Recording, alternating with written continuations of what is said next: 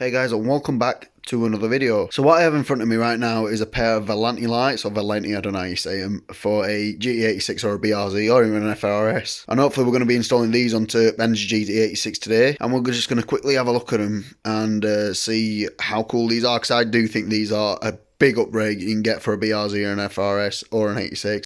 And yeah, before we go and put them on car, I'm just going to quickly have a look at them, show you what they are, and I think these are one of the best upgrades you can do for an 86. I mean, like, they do look amazing. His is a white 86, so it would be, smart to get the white LED bars with the black smoke tint. So this is the driver's side, I believe, and as you can see in there, you got your brake light, which is the red one. You've got your side light, which is this big LED bar, and then you got your indicators, and these are the newer ones, so they are the sequential ones. Come and have a look at the back. These do have switches, which I like you to either have them on sequential mode or you can just have them as normal, which is quite cool, I think. So it's up to you if you do want them sweeping or not. And then this is the bottom bar, which goes on the bumper. Obviously you've got your, well, it's supposed to be a brake light, but this has been modified to light up when your side lights are on, so it looks as one piece, which is quite common on these, and I think it does look a lot better than that just coming on when you brake. And then obviously you've got your reverse lights, and then your fog light, or as I like to call it, your race light.